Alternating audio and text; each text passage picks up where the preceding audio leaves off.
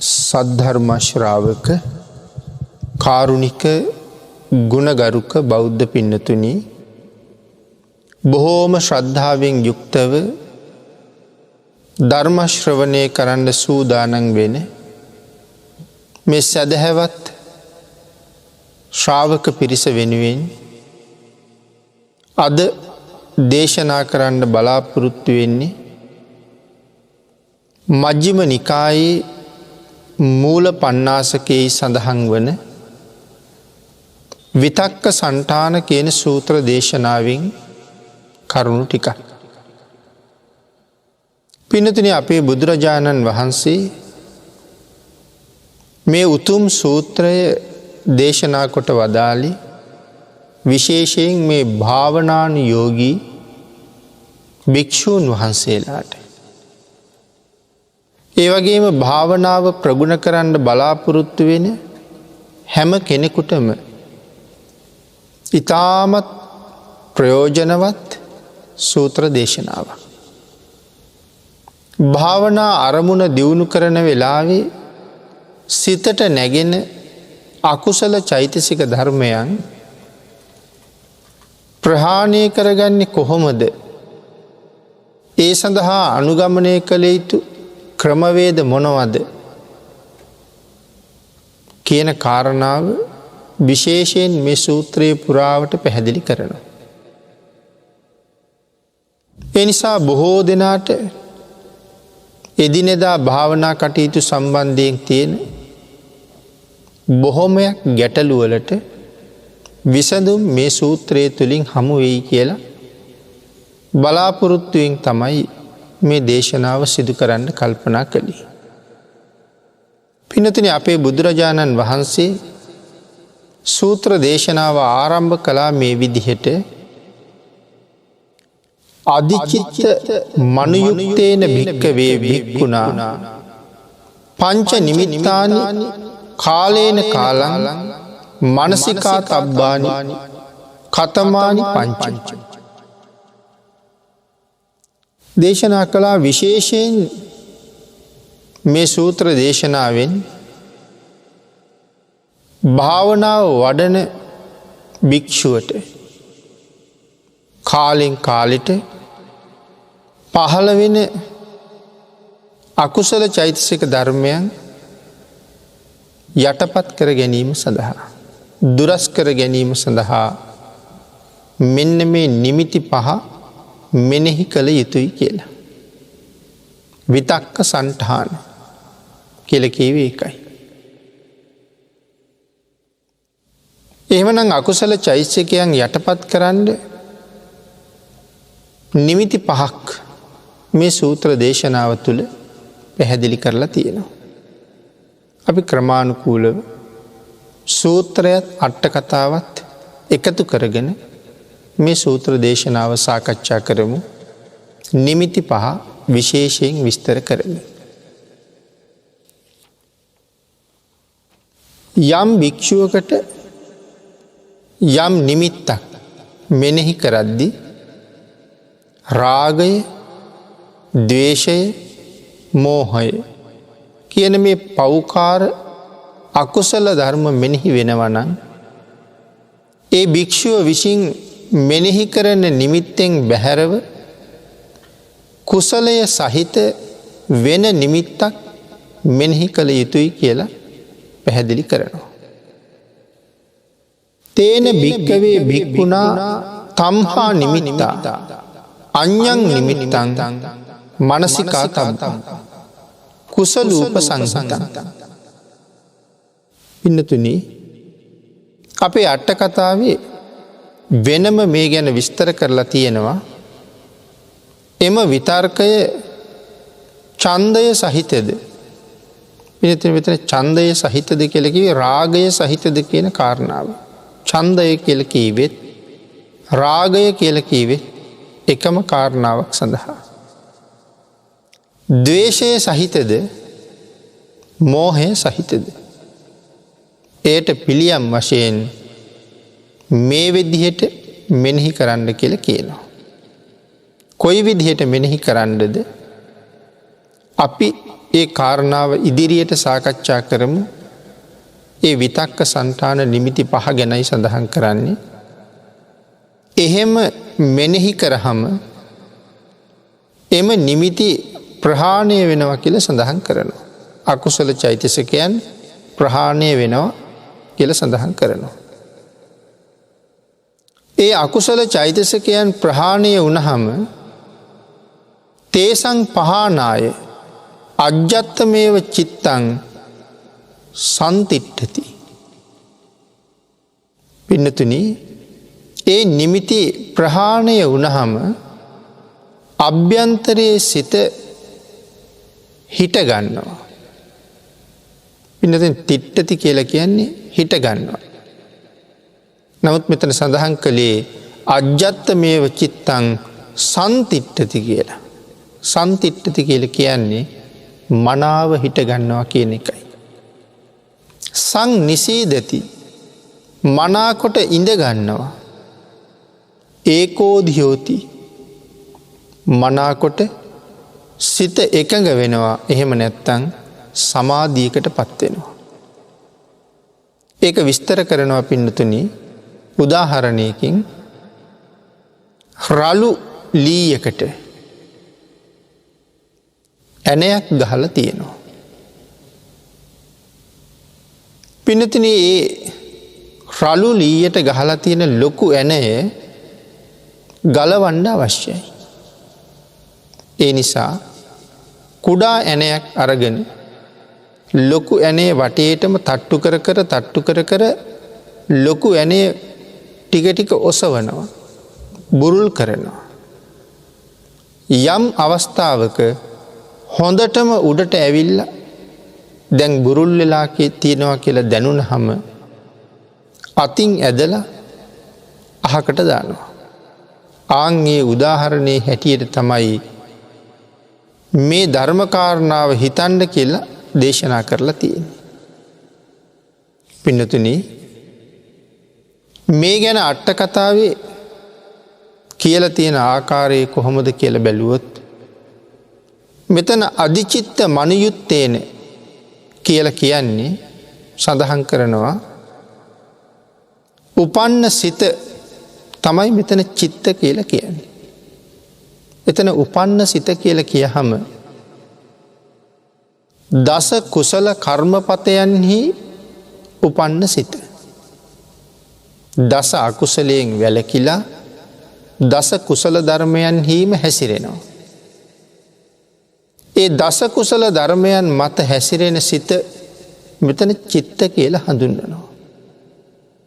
නමුත් අධිචිත්ත මනුයුත්තේන කියලා සඳහන් කරාම සඳහන් කරනවා දස කුසල ධර්මයන්හි හැසිරෙන හිතට වඩා විපස්සනා පාදක අට සමාපatti චිත්තයක් තියෙනවා නම් අන්න ඒ චිත්තයට තමයි මේ අධිචිත්ත කියලා කියන්නේ.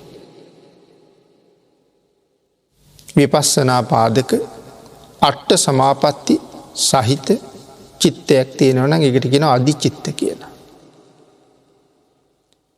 පින්නතුනි, මෙතන පැහැදිලි කරලා තියෙනවා යම් භික්ෂුවක් පිණ්ඩපාතයේ සඳහා වැඩම කරලා පිණ්ඩ සිඟාගෙන දන් වළඳලා දත් මැදලා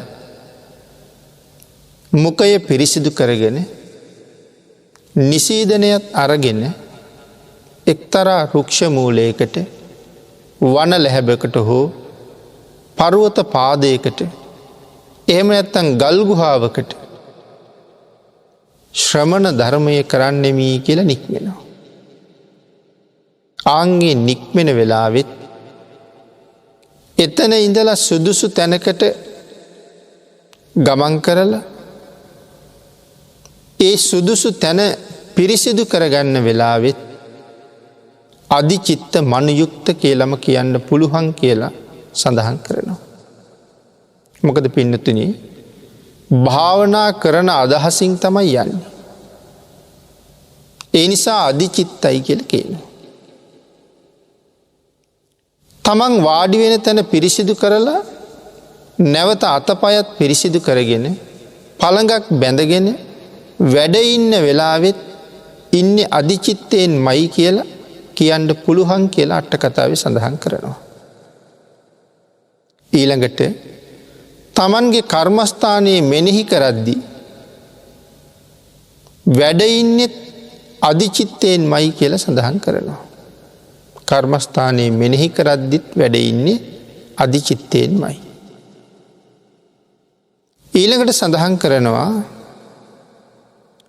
පිණ්ඩපාතය වළඳලා මෙතනින් පස්සේ නැවත අද වළඳන්නේ නෑ කියලා භාවනාව සම්පූර්ණ කරමී කියලා ගමන් කරන්න පටන් ගත්ත වෙලාවේ ඉඳලම අධිචිත්තයෙන් යුක්තයි කියලා කියන්න පුළුවන්. කියන එකයි මෙතන මේ පැහැදිලි කරන්න කියලා සඳහන් කරනවා. අන්න ඒ භික්ෂුවට තමයි පින්නතුනි කාලෙන් කාලෙට විතර්ක පහක් පහළ වෙනවා කියලා සඳහන් කරන්න. මේ අධිචිත්තයෙහි හැසිරෙන භික්ෂුවට කාලෙන් කාලෙට විතර්ක පහක් පහළ වෙනවා. ඒ පහළ වෙන විතර්ක පහ අකුසල සහිතයි. ආන්ගේ අකුසල් සහිත නිමිති පහළ වුණහම මේ විතක්ක සන්ටාන නිමිති පහ මෙනෙහි කරන්න කියලා කියනවා. කාලෙන් කාලෙට කිව්වහම කර්මස්ථානය කියන එක නිතරම මෙනෙහි කරන්න ඕනේ නැද්ද කියලා ප්‍රශ්නයක් අහලා තියෙනවා. පිනතුනි එහෙම සඳහන් කළේ මේ අධිචිත්තයක් තියෙන භික්ෂුව මේ නිමිති පහ බලන්න ඕනේ කියන්නේ කර්මස්ථානයෙන් අහකට එන්න ඕනේ කියන එකද? මේ කාරණාව විස්තර කර ගැනීම සඳහා අහනවා.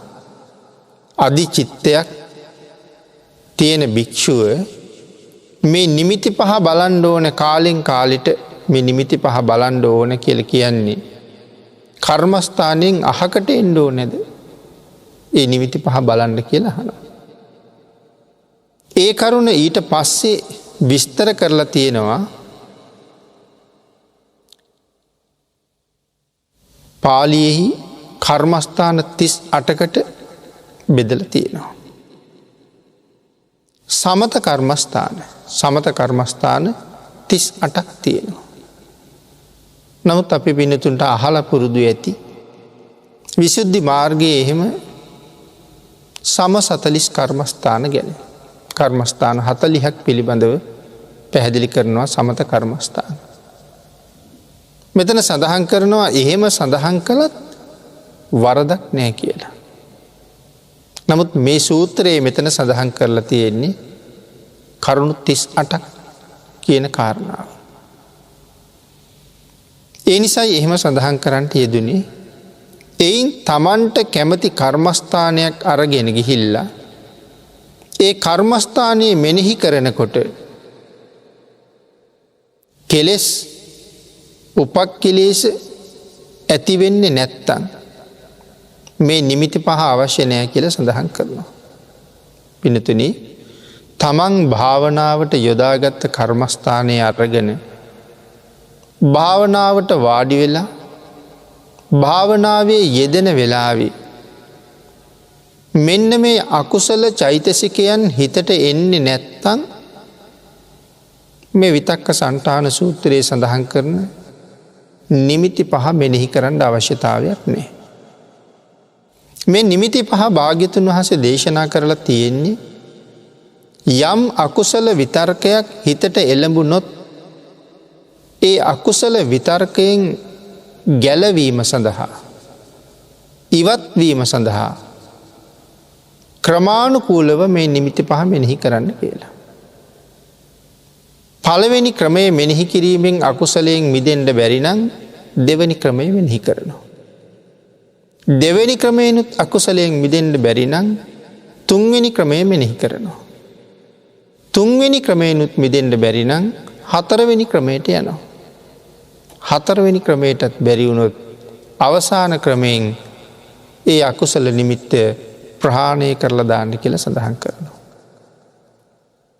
නමුත් එහෙම අකුසල නිමිත්තක් හිතට ආවේ නැත්තං මේ නිමිති පහ ගැන හිතන්ඩ අවශ්‍ය නෑ, මෙනෙහි කරන්න අවශ්‍ය නෑ කියන කාරණාව ඉතාම පැහැදිලිව දේශනා කරලා තියෙනවා. නමුත් යම් වෙලාවක සිත සමාධිගත නොවී පෞකාර කෙලෙස් පහළ වෙනව නම් විතරක් ඡන්දය, දේශය, මෝහය කියන අකුසල් ගැන මේ සඳහන් කරන්නේ. අන්න ඒ වෙලාවට තමයි මේ විතක්ක සන්ටාන නිමිති පහ මෙනෙහි කරන්න ඕනේ කියන කාරණාව සිහිපත් කරනවා. ඊළඟට පින්නතුනි, මෙතන මේ චන්දූප සංහිතානි කියලා වචනයක් සඳහන් කරලා තියෙනවා. ඒ කියන්නේ ඡන්දය සහිත රාග සංප්‍රයුක්ත සිත් කියන කාරණාවයි චන්දූප සංහිතානි කියලා සඳහන් කරන්නේ. පින්නතුනි, මේ විතර්ක තුනේ ශේෂ්ත්‍රයයි අරමුණයි විශේෂයෙන් දැනගෙන තියෙන්න ඕනේ. මොන විතර්ක තුනේද? රාගයයි, ද්වේෂයයි, මෝහයයි. මේ විතර්ක තුනේ ශේෂ්ත්‍රය මොකක්ද? විතර්ක පහළ වෙන්නේ කොහොමද? මොන හේතුවක් නිසාද? ඊළඟට ඒ විතර්කවල අරමුණ මොකක්ද කියන කාරණාව හොඳට දැනගෙන තියෙන්න ඕනේ. එතකොට ඒ කාරණාව විස්තර කරනවා ඡන්දය සහිත ලෝභ සහගත සිත් 8ක් තියෙනවා කියලා. නැත්නම් රාග සහිත, රාගය මුසුන ලෝභ සහගත සිත් 8ක් තියෙනවා කියලා සඳහන් කරනවා. මේ සිත් 8 තමයි ඡන්දය සහිත විතර්කවලට ශේෂ්ත්‍රය බවට පත් වෙන්නේ. මොනවද ඒ සිත් 8? සෝමනස්ස සහගත, දිට්ඨිගත, සංප්‍රයුක්ත, අසංකාරික සිත. සෝමනස්ස සහගත, දිට්ඨිගත, සංප්‍රයුක්ත, සසංකාරික සිත.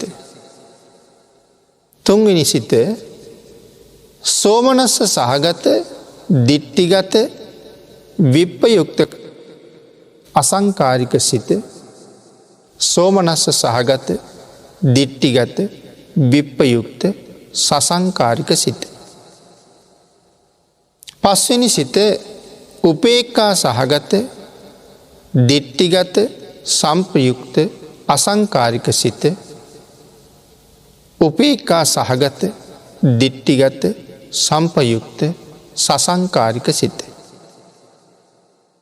උපේක්ඛා සහගත, දිට්ඨිගත,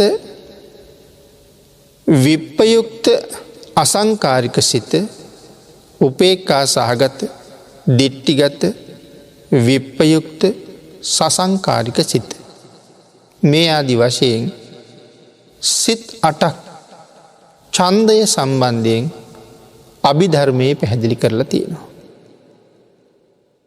පින්නතුනි, මේ සිත් පිළිබඳව තව විශේෂ කරුණු කාරණා අභිධර්මයේ හදාරන කෙනෙකුට දැනගන්න පුළුවන්. ද්වේෂයේ සහිත සිත, ඒ සිත්වලට ශේෂ්ත්‍රය කියලා කියන්නේ දෝමනස්ස සහගත සිත් 2. ඡන්දයේ සහිත සිත්වලට සිත් 8ක් පිළිබඳව පැහැදිලි කළා. එහෙනම් ද්වේෂයේ සහිත සිත්වලට ශේෂ්ත්‍රය කියලා කියන්නේ දෝමනස්ස සහගත සිත් 2. ඒ කියන්නේ දෝමනස්ස සහගත, පටිඝ සංපයුක්ත, අසංකාරික සිත.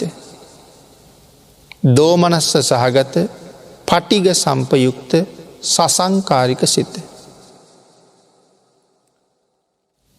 ප්‍රාණඝාතය, අදත්තාදානය, පරුෂ වචනය, මුසාවාදය, පිසුණු වචනය, සම්පප්‍රලාපය, ව්‍යාපාදය යන අකුසල කර්මපත 7 සිදු කිරීම වශයෙන් ද්වේෂ මූලික සිත් උපදිනවා කියලා සඳහන් කරනවා. මුලින් සිහිපත් කළා අකුසල කර්මපත 7ක්. ආන්ගේ කර්මපත 7 සම්බන්ධයෙන් මේ ද්වේෂ මූලික සිත් උපදිනවා කියලා සඳහන් කරනවා.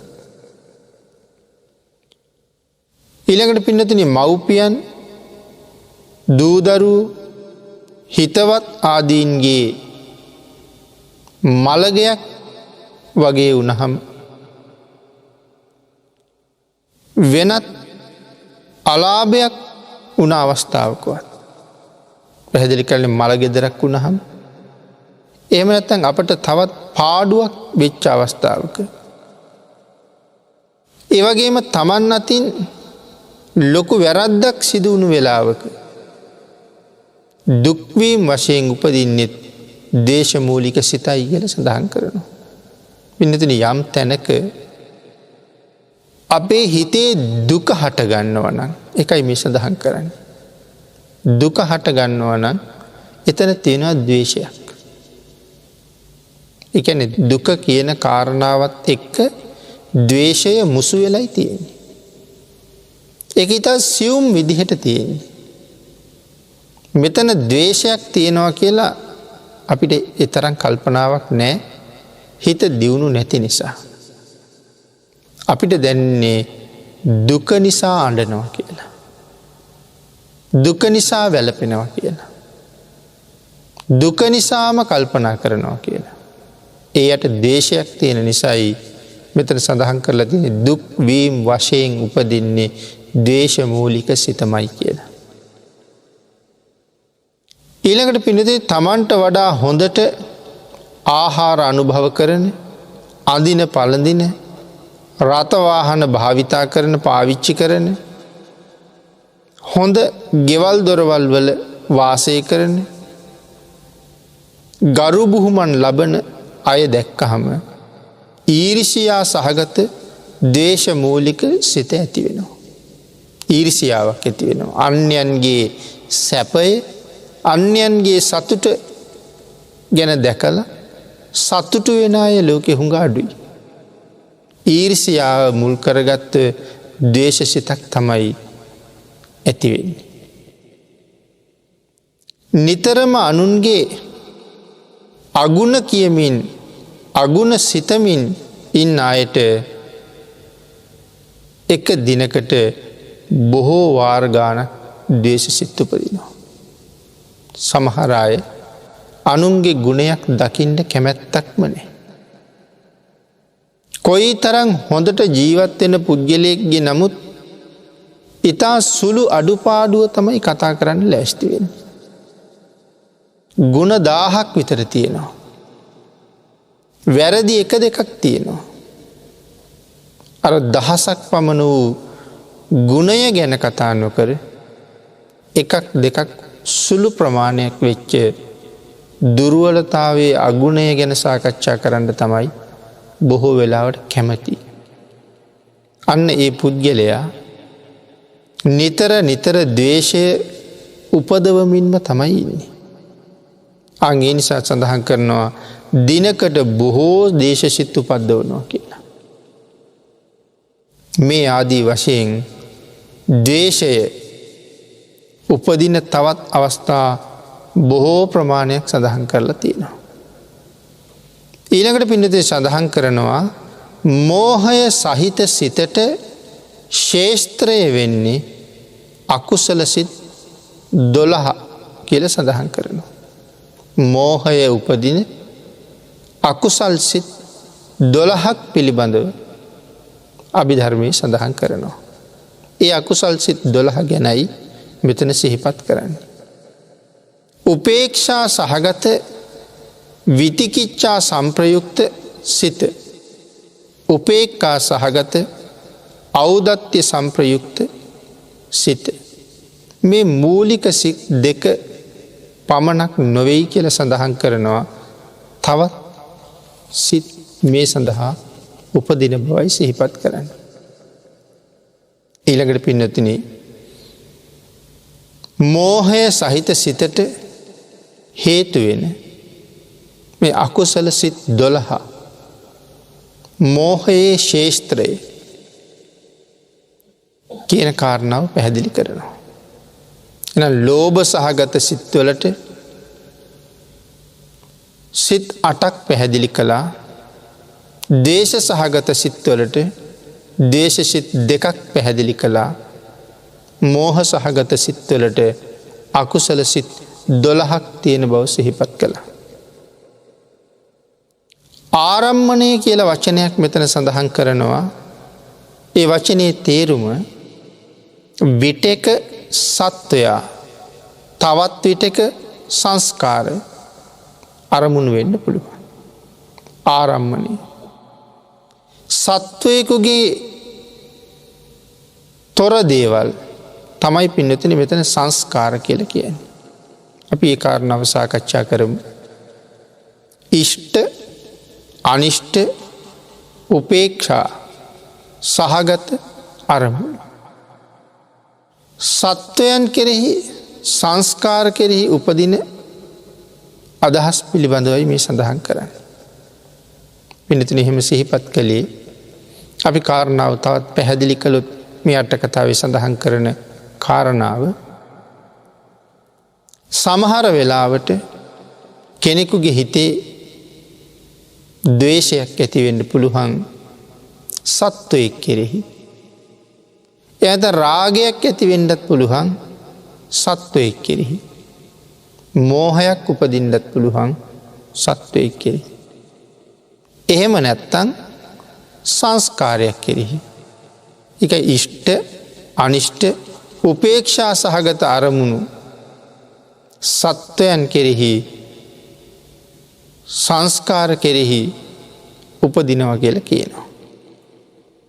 ඒ කියන්නේ ඡන්දය හෙවත් රාගය සහිත විතර්කයක් සත්වයන් කෙරෙහි උපදිනවා නම් රාග සහිත අරමුණක් සත්වයෙක් සම්බන්ධයෙන් ඇති වෙනවා නම් ඒ කියලා කිව්වේ කැමැත්ත. ස්ත්‍රියක් කෙරෙහි වේවා පුරුෂයෙක් කෙරෙහි වේවා වෙනත් සත්වයෙක් කෙරෙහි වේවා කැමැත්තක් ඇති වෙනවා නම් රාගයක් නැත්තම් ඡන්දයක් උපදිනවා නම් ඒ රාග සහිත අකුසල අරමුණ ප්‍රහාණය කරන්න. අසුභ භාවනාව නිමිත්ත හැටියට ගන්න ඕන කියලා කියනවා. රාගය නැති කරන්න නම් අසුභ භාවනාව තමයි නිමිත්ත. සංස්කාරයක් කෙරෙහි ඇති වෙනවා නම් රාගයක් සංස්කාර කියලා කියම සත්වයෙක් නැති තැන පාත්‍රය කෙරෙහි හෝ පොරවන සිවුර කෙරෙහි හෝ වැඩ ඉන්න සේනාසනය කෙරෙහි හෝ සැතපෙන ඇඳ ගැන හෝ පළඳින පාවහන් ගැන හෝ යම් රාගසිතක් උපදිනවන මේක බොහොම ලස්සනයි. මේක බොහොම හොඳයි. මේ සිවුර ඊටාම සැහැල්ලුයි ආදී වශයෙන් සංස්කාර කෙරෙහි යම් විතර්කයක් ඇති වුණොත් ඡන්දේ සහිත විතර්කයක් ඇති වුණා කියලා තමයි කියන්නේ. පින්තුනි එදිනෙදා අපි පරිහරණය කරන බඩු බාහිර ආදී කොච්චරක් කෙරෙහිනම් අපිට මේ ඡන්දය උපදිනවද?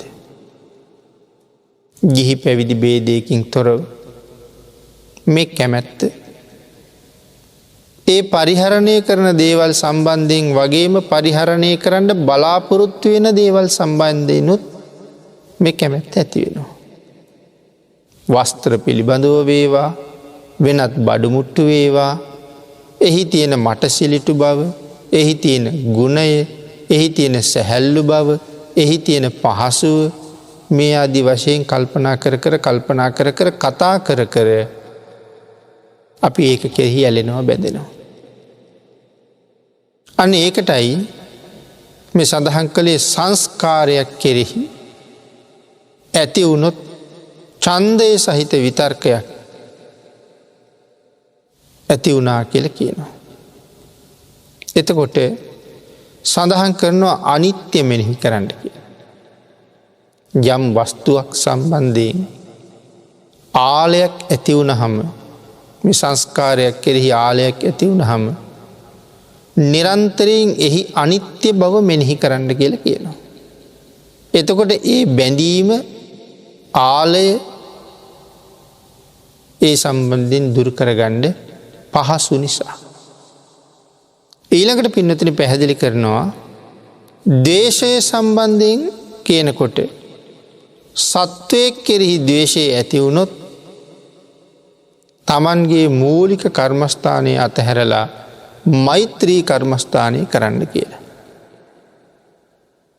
නමුත් සංස්කාරයක් කෙරෙහි ද්වේෂය ඇති වුණොත් යමක් තම කකුලි හැපුණු.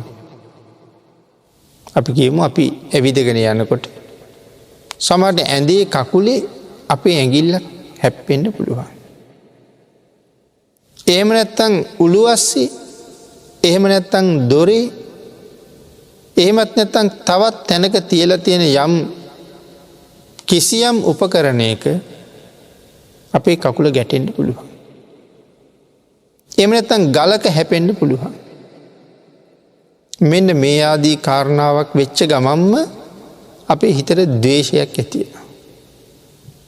සමහර අයට වචන පවා පිට වෙනවා. ද්වේෂය පදනම් කරගත්.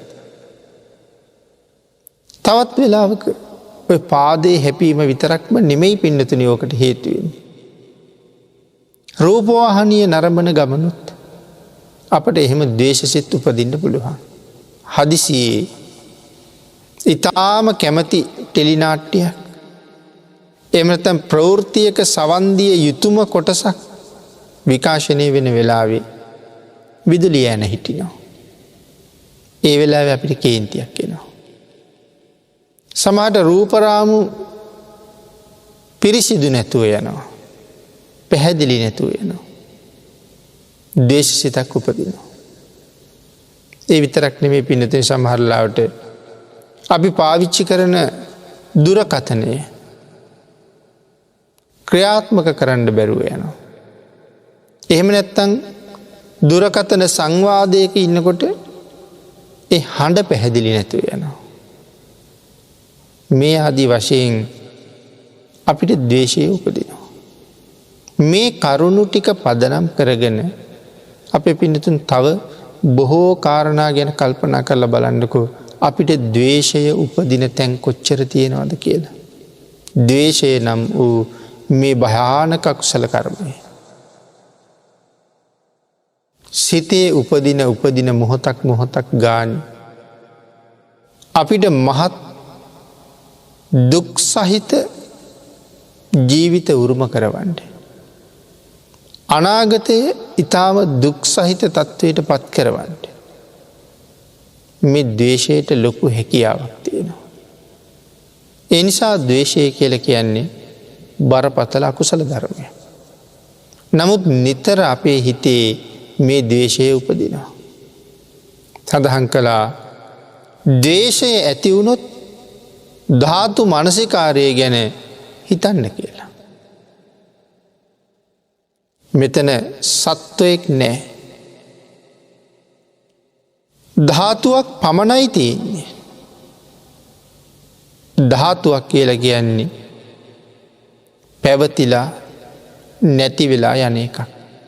එතකොට මේ මොකක් සම්බන්ධයෙන් උපදින ද්වේෂය ගැනද කියන්නේ? සංස්කාරයක් සම්බන්ධයෙන් උපදින ද්වේෂය ගැන. සංස්කාරයක් සම්බන්ධයෙන් ද්වේෂයක් ඉපදුනොත් ධාතු මනසිකාරය වඩන්න කියලා කියනවා. නමුත් සත්වයෙක් කෙරෙහි ද්වේෂය ඉපදුනොත් මෛත්‍රී කර්මස්ථානය වඩන්න කියන කාරණාව අපි මුලින් සිහිපත් කරන්න යෙදුණා. ඊළඟට පින්නතුනි මේ සංස්කාරයක් කෙරෙහි ඇතිවෙන ද්වේෂය ගැන සිහිපත් කරන්න කියනවා. ස්ථීර නැති එකක්. මේ වස්තුව ස්ථීර නැති එකක්. නිරන්තරයෙන් අනිත්‍ය ස්වභාවයට ගමන් කරන දෙයක්. ද්වේෂය නැති කරගන්න ඕනේ. මේ ස්ථීර නැති අනිත්‍ය කරා මොහොතින් මොහොත ගමන් කරන වස්තුවක් සම්බන්ධයෙන් ද්වේෂයක් මගේ හිතේ ඇති කරගෙන මගේ සසරගත ජීවිතයේ බොහෝ අනතුරට දාගන්න. අනතුරක හෙළෙනවා. ඒ කාරණාව සිහියෙන් කල්පනා කරලා මේ ඇතිවෙන ද්වේෂසිත යටපත් කරගන්න. කියල සඳහන් කරනවා. ඊළඟට කියනවා මෝහය ඇතිවුණහම ධර්මතා 5ක යෙදෙන්න ඕන කියලා. උපදින මෝහය නැති කරගන්න ධර්මතා 5ක් පාවිච්චි කරන්න කියලා සඳහන් කරනවා. පිනතුනි ඒ කාරණාව නැවත විස්තර කරනවා මොහුගේ හෝ ඇයගේ හෝ අතපය නියපොතු කෙස් ලොම් මුහුණ ආදිය ලස්සනයි කියලා හිතුනොත් එහිම අසුභය මෙනෙහි කරන්න කියලා. පිළිතුරු මෝහය අපි යම් පුද්ගලයෙක් දිහා බලලා ස්ත්‍රියක් වේවා පුරුෂයෙක් වේවා ඒ අයගේ රුව ගුණ ගැන කතා කරනවා. තවත් කෙනෙක් සමග තමන්ගේ හිත ඇදිලා බැඳිලා ගියපු කෙනාගේ රුව ගුණ විස්තර කරනවා. කෙස් වලට කැමති, දත් වලට කැමති, ඇස් වලට කැමති, නියපොතු වලට කැමති, ඒවා පිහිටලා තියෙන ආකාරය පිළිබඳව, ඒ වගේ පෙනුමේ ස්වභාවය පිළිබඳව විස්තර කර මේ දේවල් සම්බන්ධයෙන් බැඳෙනවා. නමුත් සඳහන් කරනවා එහෙම හිතෙනවා නම් කෙනෙකුට විශේෂයෙන් අසුභය මෙනෙහි කරන්න කියලා. මේ මෝහ සහගත අරමුණෙන් එළියට යන්න. මේ මුලා වුණ බවෙන් එළියට යන්න. අසුභය මෙනෙහි කරන්න. ඒක තමයි මෝහය මඩින්න තියෙන කාරණා 5 පළවෙනි කාරණාව. දෙවෙනි කාරණාව එහෙම නැත්තම් තමන්ට රාගය ඇති වුණේ කෙස් කෙරෙහිද, ලෝමයන් කෙරෙහිද, නියපොතු කෙරෙහිද, දත් කෙරෙහිද කියලා දෙතිස් කුණපය මෙනෙහි කරන්න කියලා කියනවා. කේසා, ලෝමා, නකා, දන්තා ආදි වශයෙන් මේ දෙතිස් කුණපය මෙනෙහි කරන්න. මේ ආත්ම භාවය ඇට 300කින් ඔසවාගෙනයි ඉන්නේ. අපේ ශරීරයේ ඇටකෝටු 300කින් ඔසවගෙනයි ඉන්නේ. නහරවැල් 900ක් ඒ ඇටකෝටු වලට බැඳිලයි තියෙන්නේ. ඒ ඇටවල මස් අලවලයි තියෙන්නේ. එයින් මේ කය නගා හිටුවලයි තියෙන්නේ. තෙත හමකින් වට කරලයි තියෙන්නේ. ඒ මත සිවියකින්ද යුක්තයි. 9ක් වූ වනමුව වලින්ද 99000ක් ලෝමකූප වලින්ද අසූචිය නිරන්තරයෙන් වැහෙනවා කියලා සිහිපත් කරනවා. කය අභ්‍යන්තරයේම කුණප වලින් පිරීලයි තියෙන්නේ. දුර්ගන්ධයි, ඊටාම පිළිකුල් සහගතයි. මෙහි කිසිම සාරයක් නම් නැහැ කියලා සත්වයේ කෙරෙහි අසුභය වඩද්දී ලෝභය නැති වෙලා යනවා කියන කාරණාව පැහැදිලි කරනවා. පින්නතුනි මේ කාරණාව ඒ විදිහට අපූර්වට විස්තර කරනවා. ඇටකෝටු 300ක්, නහරවැල් 900ක් සහිතව මේ ආත්ම භාවයේ නැගිට්ටවල තියෙනවා. 99000ක් ලෝමකූප වලින් අසුචිය වැහෙනවා. ශරීරයේ ලෝමකූප 99000ක් තියෙනවා කියලා සඳහන් කරනවා. හැම රෝම ගහක් ගාවින්ම ශරීර අභ්‍යන්තර අපද්‍රව්‍ය පිට වෙනවා. ඒකයි අසුචිය වැහෙනවා කියලා කිව්වේ. මේ කය අභ්‍යන්තරයේ කුණප වලින් පිරීලයි තියෙන්නේ. දුර්ගන්ධයි, ඊටාම පිළිකුල් සහගතයි. පින්නතුනි ශරීරයේ අභ්‍යන්තරයේ විවිධාකාර අපද්‍රව්‍ය වලින් පිරීලා. ආහාර අනුභව කරනකොට ඒ ආහාරය මේ ශරීරයේ අභ්‍යන්තරයට ගියහම ඒ ආහාරයට මොකද වෙන්නේ? ඒ ආහාරයට මොන තත්ත්වයට පත්වෙන්ඩ සිද්ධ වුණාද ශරීරය තුළට ගමන් කරපු නිසා. අපි අනුභව කරන්න කලින් බොහෝම සුවඳයි. අනුභව කිරීමේ තණ්හාව ඇති කරවනවා ඒ සුවඳ. නමුත් කටට දාලා දෙතුන් පාරක් හපහම පිනතිනේ අපවිත්‍ර තත්ත්වයට පිළිකුල් තත්ත්වයට පත්වෙනවා. ආහාර මාර්ගයේ දිගේ ඇතුළට ගමන් කරහම ආමාශයට ගිහිල්ල පැසුණු නොපැසුණු ආහාරත් එක්ක එකට මිශ්‍ර වෙනවා. මිශ්‍ර වෙලා මේකත් පැහෙනවා. එහෙම පැහුණ ආහාර අන්ත්‍ර ඔස්සේ ගමන් කරලා අන්තිමට මහාන්ත්‍රයේ අග කෙරවලි අඟල් 10ක් පමණ ප්‍රමාණයක එකතුවෙන්න පටන් ගන්න.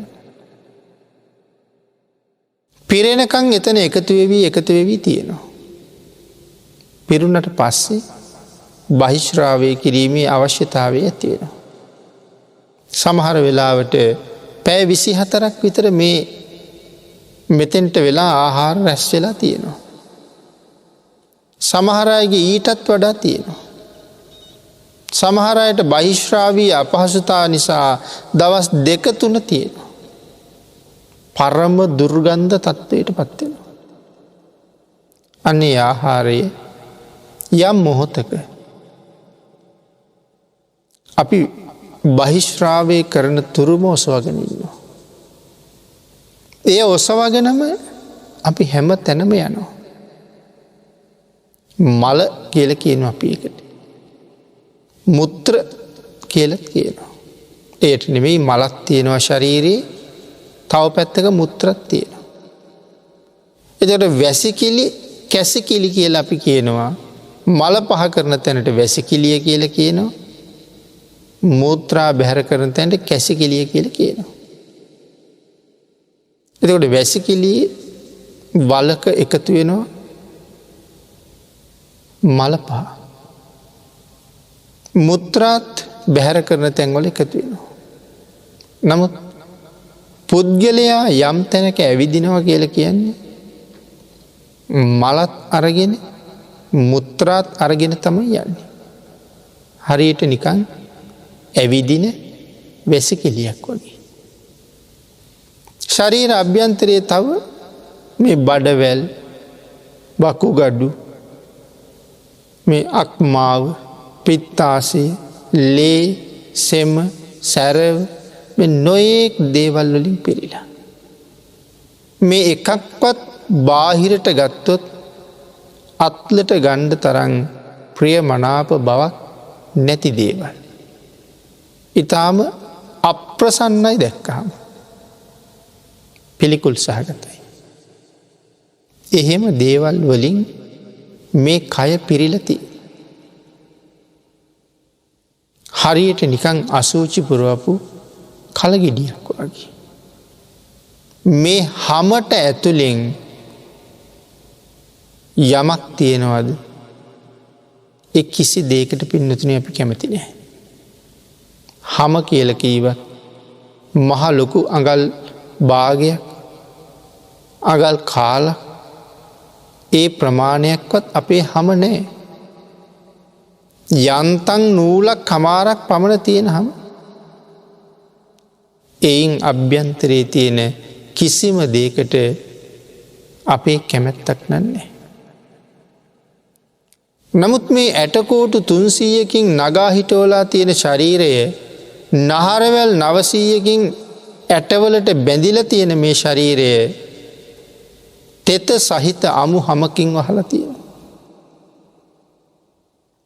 මේ පිටපැත්තේ තියෙන හම දිහා බලාගෙන සුබයි සැපයි කියලා අපි කතා කරනවා. අභ්‍යන්තරේ නම් සුබයි කියන්න සැපයි කියන්න කිසි දෙයක් තිබුණේ නැහැ. මෝහය ආන් එහෙම මේ ශරීරය ගැන හිතලා ඇති වෙන්න තියෙන මෝහය, ඇති වෙලා තියෙන මෝහය මේ කයට තියෙන රැවටීම නැතිකර ගණ්ඩ උත්සාහ කරන්න කියලා සේපත් කරනවා. එමන පිඩතුන විතක්ක සන්ටාන සූත්‍ර දේශනාව ඇසුරු කරගෙන සිදු කරෙන පළවෙනි ධර්ම දේශනාව අපි මේ විදියට නිමා කරන්න සූදානන් වෙන්නේ සූත්‍රයත් අට්ටකතාවත් දෙකම සම්බන්ධ කරගෙන මේ දේශනාව සිදු කරන නිසා සමහර ධර්මකාරණා එක වරක් ඇහුවහම වැටහෙන්නේ නැතිවෙන්නත් පුළුවන්. නමුත් දෙතුන් වතාව දේශනාව ශ්‍රවණය කරනකොට ඔබට ඒ කාරණාව හොඳට තේරුම් ගණ්ඩ පුළුවන් වෙයි කියලා හිතනවා.